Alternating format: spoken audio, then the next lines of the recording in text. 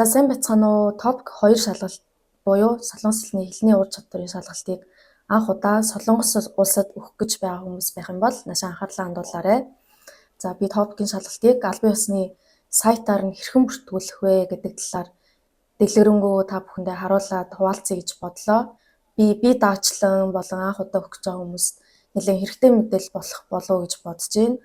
Хоёрт нь болохоор топикийн шалгалт өгч хахад ямархуу байдаг вэ? Үйл явц нь ямархуу байдаг вэ? Юун дээр анхаарах вэ гэдэг талаар бас дэлгэрэнгүй мэдээлэл өгнө. Тэгээд сүүлд нь шалгалтын хариугаа бас сайтаас хэрхэн яаж шалгах вэ гэдэг талаар бас харуулад дэлгэрэнгүй сайхан яриад явнаа. За тийм болохоор бичлэгтэйгээ дуустал хамт байгаарай. За юуны өмнө топикийн албан ёсны сайт дээр өөрийн бүртгэлээ үүсгэнэ. Сайтаараа нэвтрээд өөрийн имэйл хаяг нээнэ. За одоо энэ дээрээ би шууд харуулад явчих. За topic.gov.kr гэдэг энэ албан ёсны сайтаар нь орсон байна. За энэ дээр нь логин буюу аль хэдийн бүртгэлээ үүсгэсэн хүн байвал энэ дээрээ шууд дараад орно. Гэхдээ анх удаа бүртгэлээ үүсгэх гэж байгаа бол Hewan Kaib гэдэг дээр дарна. Тэгэхээр шалгалт өгөх гэж байгаа бол яг өөрийнхөө нэр дээр хаяг нээх нь маш чухал байдаг байгаа. Өөр хүний нэрээр хаяг нээж шалгалтанд бүртгүүлэх ямар ч боломжгүй байдаг. Тэгэхээр энүүгээрээ нээгээд энүүгээрээ хариугаа шалгана гэсэн үг. За энэ дээрээ ингээд дараад орлоо. Ингээд 4 шат дараатайгаар нээнэ. За ингээд зөвлөөд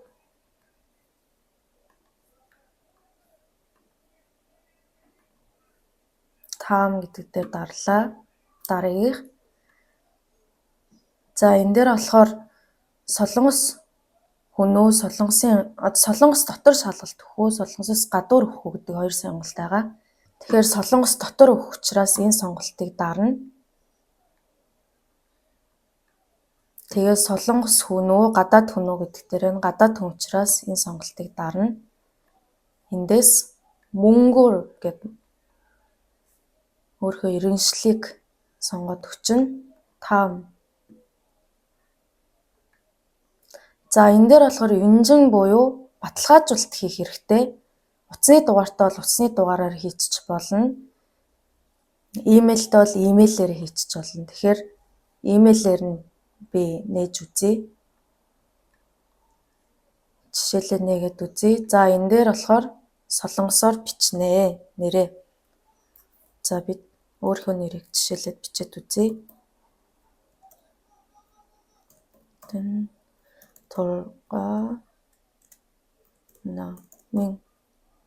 За энэ дээр болохоор англиар бичнэ нэрээ.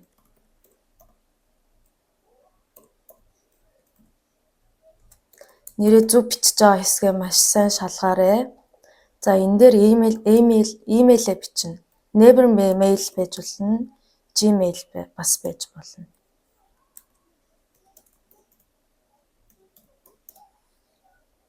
Энэ дээр шууд эндээс нь сонголтоо хийчих юм. Gmail. Тэгээд одоо мэйлд чинь код ирнэ.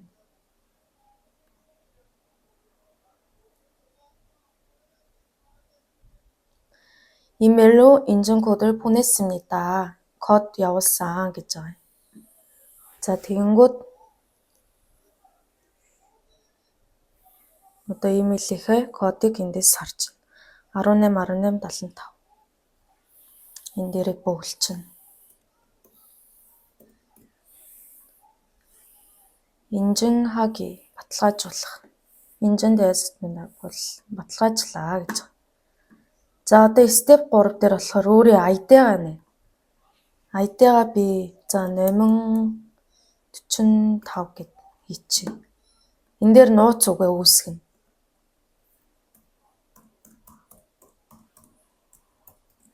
Ямар ч хамаагүй нууц үгээ бичнэ. Энэ дээр нууц үгээ давтаж бичнэ.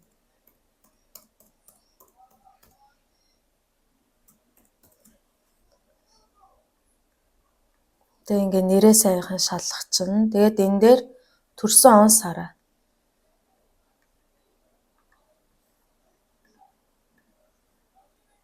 4 сарын 5 эмэгтэй.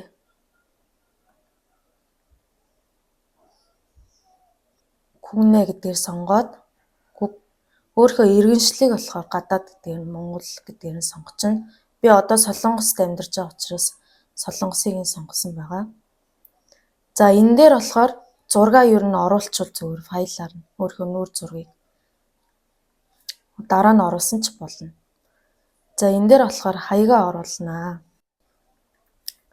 Эндээс шуудангийн дугаараараа шууд хайчих болно. 56 175 гэж жишээлбэл ингээд хайгаад үзье.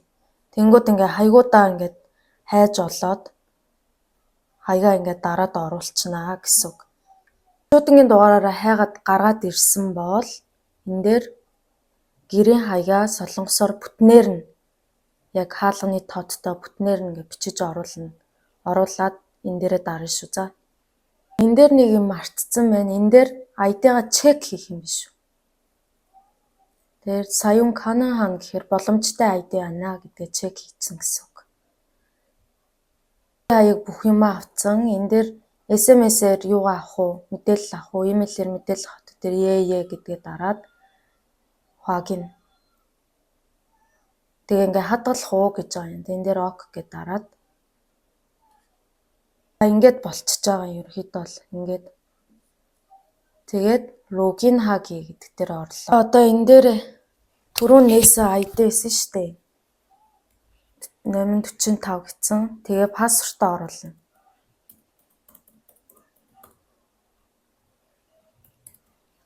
Тэгээд энэ тоог нь хуулж бичнэ.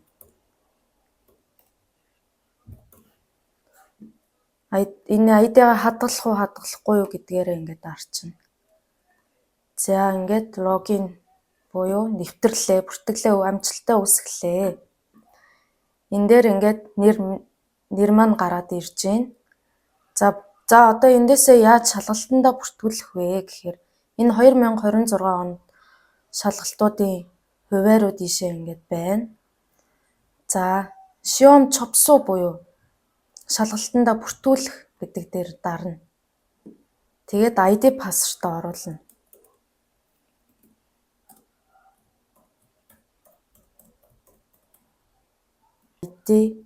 ID юугаа хийгээд энэ болохоор миний өөрийн өмнөх ID.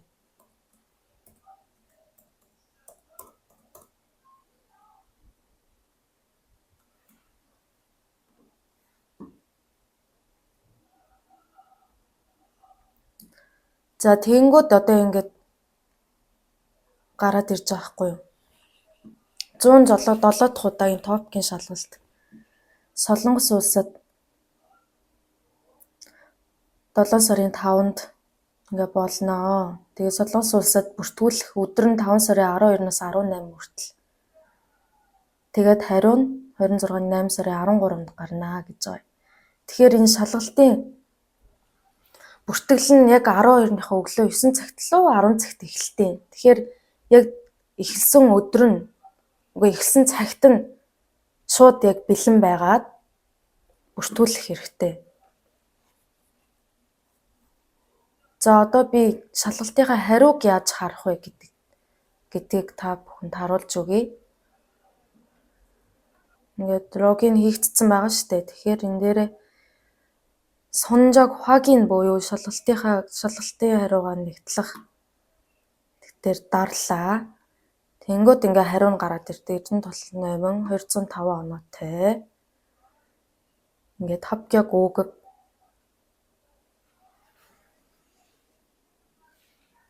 Тэгээд 2017 оны 12 сар хүртэл хүчинтэй. За print гэдэг дээрээ дарах юм бол ингээд гараад ирдэг байгаа. За тэгээд нэр төрсөн он сар бүтэн нэрээ заавал зөв бичих хэрэгтэй. Тэрийг маш сайн шалгаарай. Тэгээд шалгалтын бүртгүүлэхээс өмнөх өдөр юм хэд хоногийн өмнө одоо бүртгэлээ үүсгэсэн байвал зүгээр. Тэгээ ID пассвортаа мартахгүй тулд сайн хадгалаад нөт дээр тэмдэглээд аваарай. За тэгээд шалгалтын бүртгэл яг эхлэх өдөр өглөөний яг 10 цагт эхэлнэ гэх юм бол тэр өдөр компьютер дээр суугаад яг бэлдээд өөрийнхөө файл C6-ыг оруулж компьютер руугаа татаад бэлэн байлгаад за тэгээд хоёр дахь хэрэгтэй юм нь гэх юм бол бүртгэлийн төлбөр 55,000 вон төлөх карта бэлэн байлгана. Солонгос карт юм уу? Эсвэл Visa, MasterCard байх болно. Тэгээд бүртгэлийн эхлэх цагаас 10 минутын өмнө ID-гаараа нэвтрээд ингээд мөнгө, карт, зураг ингээд бэлэн байлгахад болно. Тэгээд шалгалтандаа бүртгүүлчихнэ. Тэгээд яг ер нь бол шалгалт эхлэх өдөр бүртгүүлэхгүй бол одоо би энэ зураг оруулчихъя. Би яг цагтаа ингээд орсон 3,000 хүний дараа орж исэн. Тэгээ би дөрвөлжин хонжууд нэг сургууль бүртгүүлсэн байхгүй юу? Тэгээд тэр сургуулийнхаа юг бас ойрхон ойрхон судал авахын тулд нэлээд төрүүлж судал авах хэрэгтэй учраас хэрэв оройтоод орчих юм бол бүр өөрийнхөө байгаа газараас бүр хол газар шалгалт өгөх хэрэгтэй болох зэ явдалтаа бас ингээд зардал мардал нэг тийм юм их байдаг учраас ер нь ойрхон байршилтаа авахын тулд эртхэн судал авах хэрэгтэй шүү. За хоёрдугаар бүртгэл нэгдээс. Тэгээ Chrome браузер ашиглавал компьютер дээр ашиглавал их зүгээр. Интернет сайн байвал зүгээр. Тэгээ ер нь бол сая бүртгэл дээрээ өөрийнхөө хаяг байгаа байршлыг оруулсан болохоор яг тэр байршилтай чинь ойрхон нэг хэд хэдэн сургуулийн 2-3 ч юм уу сургуулийн сонголт гарч ирдэг. Хэрвээ эхний бэлтгэлд явдаг бол багш чинь хэлээд өгнө. Би ганцаараа бие дааж өгөх гэж байгаа хүн байх юм бол тэр гарч ирж байгаа сургуулиудаас аль нэгийг чамаагүй нэгийг сонгочиход болно. Аль нь л ойрхон байршил гэсэн үг. Тэгэхээр тэгээ сонгочих болох нэ.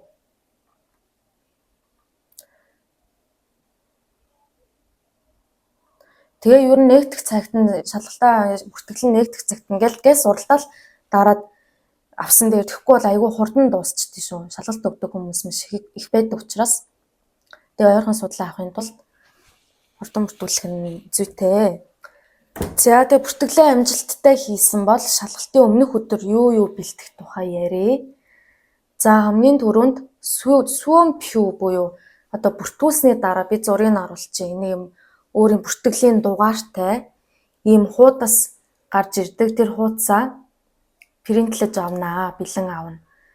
За хоёрдугаарт нь болохоор Шинбүнжин буюу паспорт явггүй. Тэгээд гадаад иргэний үнэмлэх байх юм бол тэр үнэмлэхээ авна. Байхгүй бол гадаад паспортаа бэлдэн бидээ авч явна гэсэн. За тэгээд дараагийнх нь болохоор Сужон тейп. Энэ шалгалт өгөхөд буруу биччих юм бол ингээд арилгадаг туузан штринг гэсэн үг. Туузан штринг өөртөө яг бэлтцсэн байхад яг энэ гурван зүйлийг аваад явахд л хангалттай. Тэгээ үзэг болохоор цаанаас нь ийм хар бал өгдөг байхгүй юу? Нэг талд нь тесттэй ингээд бөөрхийн юун дээр ингээд тоонуудын хариуны бөглөдөг нэг хэсэгтэй, нөгөө талдаа болохоор эсээгээ бичих юм нарийнхан ийм үзүүртэй нэг үзэг цаанаас нь өгдөг учраас энэ гурван зүйлээ аваад явахд болно. Үзэг бэлдэх ямар ч шаардлагагүй. Гэхдээ ер нь аль болох алдаагүй бичих нь зүгээр.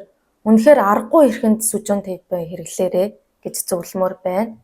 Ер нь аль болох цэвэрхэн алдаагүй бичгийн хэв нь цэвэрхэн байж иж бас тэр нь бас нэг илүү ойлгомжтой, тэрийг засаж байгаа хүнд илүү бас оноо моноо авах чинь илүү тус болох учраас шалгалтын өмнө багшийн өгсөн хуудсыг одоо тест хийх одоо нэг юм хуудас байгаа. Одоо зургийг оруулчих. Тэрний ингээд хажуу талд нь одоо Suompyu-ийнхаа өөрийн хувийн дугаарыг ингээд нэг бүрчлээ ингээд сайн бичнэ. За тэрийг яаж бичих багш нь дэлгэрэнгүй тайлбарлаад өгчтэй мэлээ удаанаар.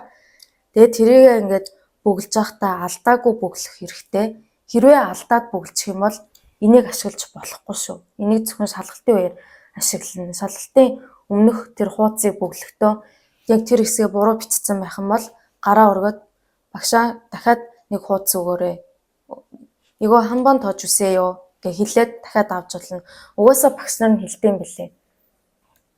Дахиад авах алдчих юм бол дахиад ингээд өгөөрэй гэд хэлээрээ гэж цаанаас нь тайлбарлаад өгдөм билээ. Тэгээд шалгалт болох өдөр ямархуу байсан өөрөө миний хувьд ямархуу байсан. Тэгээд яг шалгалт авч байгаа хугацаанд завсарлага гэж ч юм уу бүх юмыг гоё дэлгэрэнгүй ярьж өгье. За шалгалтын өмнөх өдөр очих газраа эртхэн сайн тооцоолоод яг орох цагаасаа 30-аас 60 минутын өмнө очсон байх хэрэгтэй. Тэгээд өглөө хөнгөн ходоодондоо тассан хоолой дээрээ хитрхи цадгалан, хитрхи өлсгөлөн байх юм бол бас ер нь хэцүү хүндрээд сайн төвлөрч чадахгүй болдог учраас тэгээд шалгалт топик 1-ийг өглөө авдаг, топик 2-ыг өдөр 1 цагаас авч ирсэн санагдаж байна. Тэгээд би нэг 12 гэж очиод 1 цагийн өмнө очиж исэн. Тийм тэгэхээр нэг тэрийгээ төхүүлээд за нэг 2 цагийн өмнө хөнгөн юм идсэн байхад зүгээр. Хэрвээ кофе уух юм бол кофе 3 цагийн өмнө уугаарай. Яг л кофе уухаар хурдан ингээд байн шээс үргээд идэг учраас ер нь аль болох кофе уухгүй байвал зүгээр. Үнэхээр уумаар байвал 3 цагийн өмнө уугаарай гэж зөвлөмөр байна. Тэгээд аль болох бид тухтай ингээд нэг даарахч биш, халууцахч биш те нэг бид тухтай хуцаа өмсчин төвлөрөхөд саад болохооргүй байх хэрэгтэй. Тэгээ смарт вач авч ерөөсө болохгүй. Зүгээр энгийн бугын цаг бол авч явж болно. Тэгээ ангид оронгууд угаасаа юм том дэлгэцэн дээр цаг, секунд, минутад бүгд нь ингээд харуулад өгчтэй юм бэлээ. Тэгээд нэг 50 минутын өмнө ч л 40 минутын өмнө тэг пассворд нөгөө юу мө бүгдийг шалгаад тэр юу сургууль руугаа оруулт юм бэлээ. Тэгээд орохынхоо өмнө би нэг 0 орсон. Тэгээд 0 орчоод ангидаа ороод тэг цаг нь болчих юм бол ангидаа яг тэр тэдэнд минут хүртэл орох хэрэгтэй гэсэн тэр заасан хугацаанд амжаад орцсон байх юм бол тэр минутад нь багш нь шууд хаалга хаагаад төгччтэй юм билээ очирсан оюутнуудыг оруулахгүй гэдэг. Тэгээд ангид нэг 20 хүний суудлаа байсан, нэг хүний юм ширээтэй. Тэгэнгүүт 2 багш байсан, туслах багш, үндсэн багш. Тэгээд тэр үндсэн багш нь ерөөхдөө юмнуудаа тайлбарлаад явчихсан байлээ. Тэгээд туслах багш нь шалгалтын материалыг тараах ч юм уу, шалгалт өгч байгаа хооронд ингээд алхаад ч юм уу ингээд хянаад явчихдаг санагдсан. Тэгээ ер нь бол тэр ангидаа орохынхоо өмнө сайн 0 ороод аваарай. Яг тэгвэл ангидаа орчих юм бол тэр хаалга ингээ хаагдчих юм бол 2 цаг 40 минут 0 орж чадахгүй. Яг тэгвэл эхний шалгалт нь сонсох, бичих хоёр шууд дараалаад явчихсан юм билээ. Эхлэлээ сонсох, эхлэлээ. За нэг интро явдсан шүү дээ. Нэг ариран гэ дуутай. Нэг эмхтэй хүн ярьж байгаа. Яг тэр хэсгээр дуун сайн сонсогчийн сул байна уу гэдгээ шалгаад, шалгалтын хуудас бол ингээ доош харуулаад тавьсан байдаг. Бэлдээд, сайхан төвлөрөөд. За тэгээд дуун хэрэг сонсогдгүй байх юм бол гараа өргөд багштай чүсүүандэ суурья жуком чагаё гэд хэлж болно. Эсвэл суурь жум кгэ хэжүсэё гэд хэлээд чангалаад нэг сайн сонс хэмжээний байвал болно. Багш нь угаасаа асуудیں۔ Суурь кинчанаё гэд асуудаг байхгүй. Сонсогдож гин үү гэд. Тэгээд ингээ бэлдээд шалгалт эхэллээ. Тэр нөө дуун яваад ингээд дуусангууд за хуудасаа эргүүлээрэй гэд хуудасаа эргүүлээд эхний юугаа хараад 1번 гэд ингээд эхлээд шалгалтаа эхлээд явнаа. За тэгээд сонсох маань ингээд дуусчих юм бол бичих хэсгээ эхлээрэй гэж цаанаас нь хэлэнгүүт шууд нэг 5 минут жоохон амардагчлаа. Тархиад жоохон ингээд унтрааж амрааж агаад тэгээд бичих хэсгээ нээгээд гэс бичиж эхлэн 50 минутанд.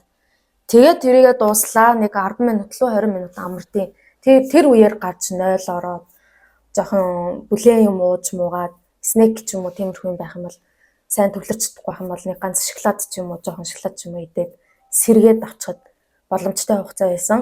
Тэгээд дахиж ангидаа ороод уншгаа хийгээд нийтдээ ингээд уншгаа 70 минут хийгээд нийтдээ 3 цагийн хугацаанд шалгалтаа өгч дуусгадаг байгаа.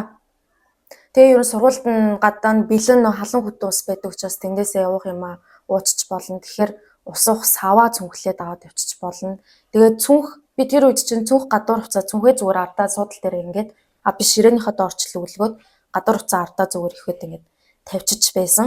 Тэгэхээр цүнхэн дотроо усны саваа авчиж болно. Усны саваа аваад завсарлагын үеэр усаа хийгээд уучч болно.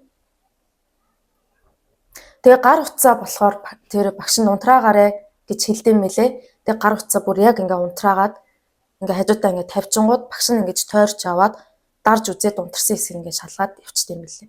Тэгээд уцаа ингээ цүхэндээ хийгээрээгээд хийх гэж хэлэнгүүд нь уцаа цүхэндээ хийгээд шалгалтандаа бэлтэнэ. Тэгээд нөгөө гадаад иргэний үнэлгээ бүгдийн шалгацсан бол иргэний үнэлгээ ч гэсэн ер нь далд хийчихдээ мэлээ. Тэгээд ширээн дээр ерөөсөө тэр бүртгэлийн бүртгэлийн хуудасаа ингээд юу хийцэн бол тэр хуудасаа бас ингээд алд хийчин. Тэгээд шалгалтын хуудас, сужон тейп, стрик үзэг энэ 3 байхад энэ 3 байх ёстой. Тэгээ миний хувьд болохоор ингээ ангидаа орчоод ангидаа орох юм 0 орчин ч гэсэн өмнө жоохон кофе уусан байсан болохоор тэр яа ч юм за ангидаа орчин 40 минут байгаа юм байна да. Тэгээ одоо яг эхлэхийн өмнө 10 минут дахиад гарчаад ирээ да явах нь бододсон чи ерөөсөө тийм байгаагүй тэр 40 минутын хугацаанд тайлбарлаад тэгээ нөгөө юу муугаа хувийн дугаараа бичээд инээ тэрэ ингээд нэг юм шалгалт нутасаа унтарсан яасан инээ тэрэ ингээд босоор агаад минут нугаас өнгөрчдөг юм бэлээ. Тэгээ хаалгаа ерөөсөө хагалт өгччтэй юм билээ да гарах ямарч найраа байхгүй.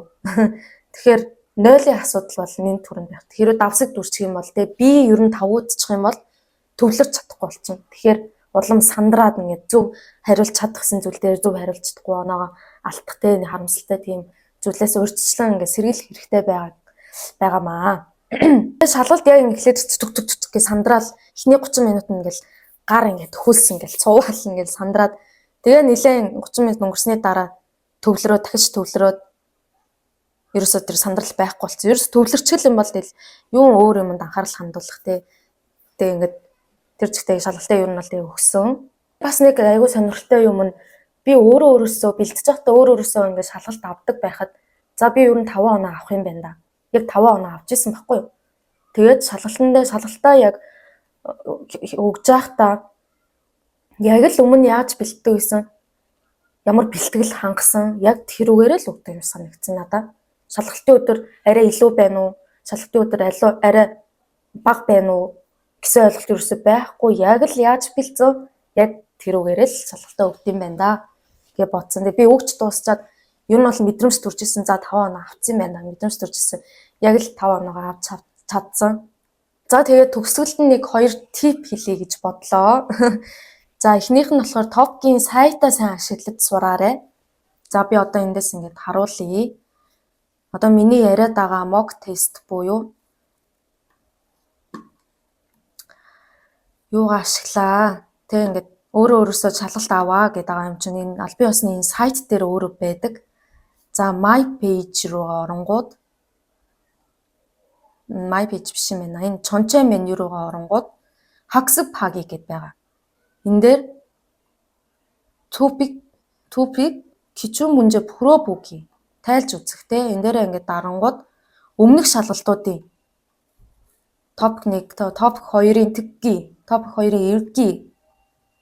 Тэгээ ингээд 24 оных, 23 оных ингээд байж идэх хгүй 22 оных. Би бүр хамгийн сүүлээс нь баг эхэлж бэлдсэн баха. Баг энэ 14 оноос ч илүү ингээд. Баг л бүгдэн дээр нь ингээд ажиллаж бэлтжижсэн 2 сарын хугацаанд 7 хоногт нэг 3-4 удаа төвлөрөөд. Тэгээ ингээд бэлдээд тэрхээр угаасаа би тарих ч юм уу те ингээд цаанасаа дасаад бэлэн болчт юм бэлээ. Тэгэхээр энийгээ сайн ажилд сураарэ гэж хэлмээр байна. За хоёр дахь тип маань юу вэ? Хоёр дахь хэлж өгөх маань юу вэ гэхээр сэги 54 байдэн шүү дээ. Тэгээ бүр хэцүү бүр болохгүй байх юм бол эхлэл хэсгээ чамаагүй жоохон ч илүү бичих хэрэгтэй. Одоо нөө яг хүссэн оноонд хүрэх гэсэн чинь 1 оноо дуцсан ч юм 2 оноо дуцсан 3 оноо дуцсан нэг тиймэрхүү кейсүүд маш байдэн шүү дээ. Тэнгүүд тэн дээр энэ сэги 54 чинь бүр айгуу хэний ч баг хилдэггүй мэддэггүй нэг зүйл нь юу вэ гэхээр сэгийг жоохон ч болоо бичих хэрэгтэй. Жоохон ч болоо бичих хэрэгтэй. За сэгийн дээр угаасаа 30 оноо авах хэрэгтэй. Хэрэг 600 700-аа бичсэн байх юм бол 30 онооноос доош л ингэж бодож эхэлдэг. Гэхдээ эхлэлийн ч юм уу ингээд талын бичсэн байх юм бол 1 онооноос ингэж дээшилж эхэлдэг гэсэн үг байхгүй юу? Тэгээ энийг тэр шалгалт авдаг байсан солонгос багш маань зөвлөж өгсөн байхгүй юу? Тэгэхээр зөвхөн эхлэл хэсгээ ингээд бичсэн ч юм уу дунд хүртлээр бичсэн ч байсан хамаагүй оноо авна гэсэн үг. 1-2 оноо ч хамаагүй авна гэсэн үг. Тийм болохоор хэцүү ч байсан хамаагүй аль болох максо, 그냥 максо гэдэг нь штэ. Зүгээр л бич толгойд орж ирсэн юм аа сурсан мэдсэн зүйл тэр хугацаанд бэлчээсэн зүйл юу байна гэх нь юу ч бодгүй 그냥 максо. Тэр чин чамд дараа нь оноо авчирна. Гэт надад итгээрэй заяа нэрэн гэсэн. Тэр маш том тус болдог шүү. За тэгээд шалгалт өгч байгаа бүх хүмүүстээ амжилт хүсье. Тэгээд Дараагийн бичлэгээрээ сонсох, унших, бичихээр гоё дэлгэрэнгүй тус нь би видео хий гэж бодож байгаа.